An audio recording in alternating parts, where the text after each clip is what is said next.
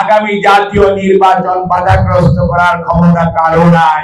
আমরা জানি আমরা যদি জনগণকে গণতন্ত্রের পক্ষে ঐক্যবদ্ধ করতে পারি, ফেব্রুয়ারি নির্বাচনের পক্ষে ঐক্যবদ্ধ করতে পারি, কোন হুঙ্কারে আগামী জাতীয় নির্বাচন বাধাগ্রস্ত করার ক্ষমতা কারো নাই। কারণ মনে রাখতে হবে, শেষ বিচারে জনগণ সিদ্ধান্ত নেবে তারা কার সাথে থাকবে, কার দিকে যাবে। জনগণ ভোটাধিকার প্রয়োগ করতে চায়, জনগণ দেশের মালিকানা চায়, জনগণ তাদের অধিকার চায়, জনগণ অন্যায় অত্যাচারের বিচার চায়, জনগণ লুণ্ঠনকৃত অর্থে ফেরত আনতে চায় এবং আমাদের উপর পাখির মতো গুলি করে যে সমস্ত ভাইদেরকে মারা হয়েছে তার বিচার চায়, ফ্যাসিবাদের বিচার চায় জনগণ। কাজেই জনগণ কোন অবস্থাতেই নির্বাচনকে প্রলম্বিত করে, বিচার প্রক্রিয়াকে প্রলম্বিত করে স্বৈরাচারের পুনর্বাসন জনগণ, বাংলার জনগণ দেখতে চায় না।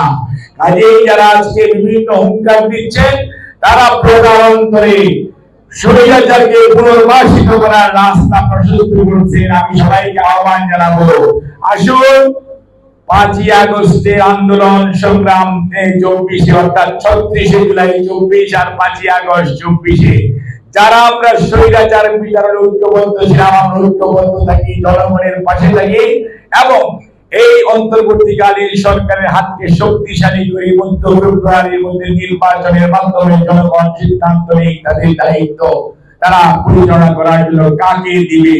তাহলে বাংলাদেশে গণতন্ত্র যদি থাকে তাহলে আপনার সংস্কার বাস্তবায়ন হবে, বিচার হবে, লুণ্ঠনকৃত অর্থ ফেরত আসবে এবং আজকের যে মব সন্ত্রাস করার চেষ্টা করা হচ্ছে সেটি দূরীভূত হবে।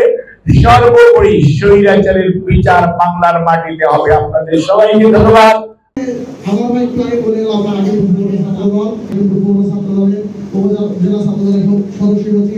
সঙ্গে আমরা একসঙ্গে কাজ করি। অতি দ্রুতই আমার ওয়ার্ডের বিএনপির সঙ্গে কথা বলছি, সভাপতি সেক্রেটারির সঙ্গে, তারপর সুন্দর করে ভূমিকা দিয়ে